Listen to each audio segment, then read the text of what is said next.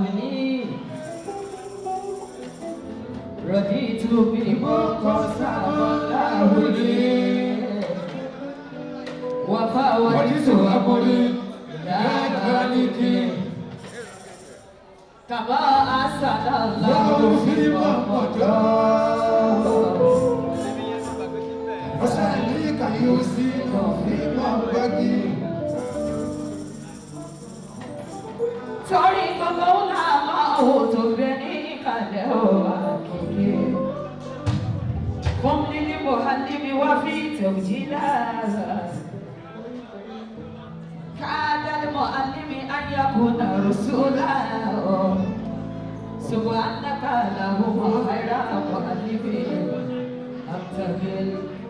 alámtẹ̀bẹ̀ kọ́lá bí kòrò ìbólá. Àkìkí ní tèmi ni mo sọ ọlọ́run mo gbójúlé.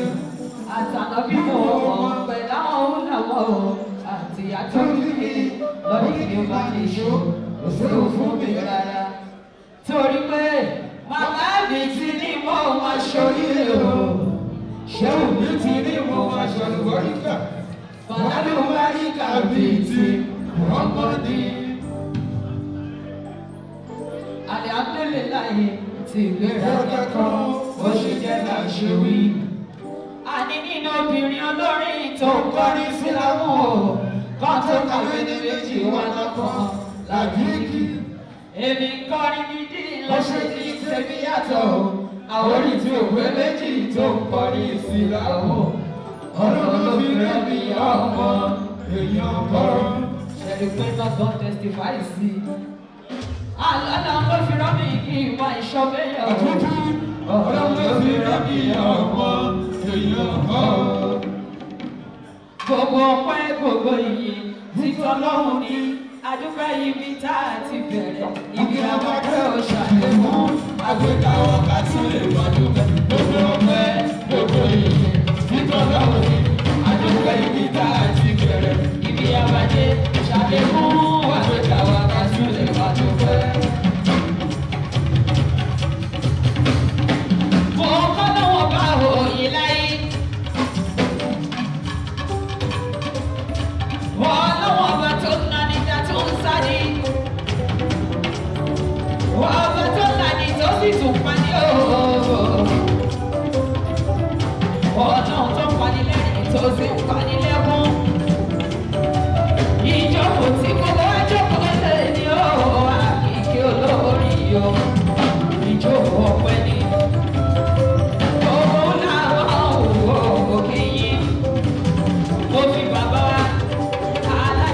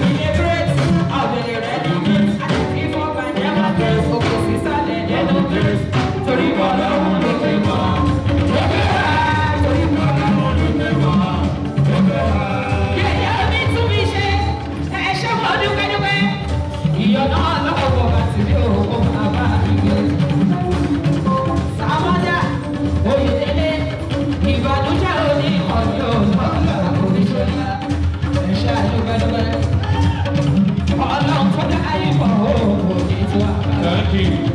Alájà àkìkí orin wa. Màmá náà ní àkìkí orin wa. Oyin ní ìṣèjọba ẹran kí ẹ sì jẹ. Orin jíjẹ ò sí gbọ́. Ọ̀rẹ́ ti pẹ́ mi ní ẹ̀ṣẹ́. Wọ́n fẹ́ kọ̀nẹ́tì ọmọ orin kí wọ́n lè gbọ́ wá sí bàbá wa kí ó gbé. Gẹ́gẹ́ bí ohun tí wọ́n ń ṣe lọ́wọ́ báyìí. Àyíká tó bá ti wọ́n ní tí kábíyèsí bá ti fi wọ́n pè máìkì lọ́wọ́. Ṣùgbọ́n bí wọ́n ṣe ń sẹ́ẹ̀tì kìíní yẹn. Please subscribe to Facetv Africa and turn the notification on. Facetv Africa, ẹ jọ̀ọ́ ẹ subscribe hete. Facetv. Muswobi.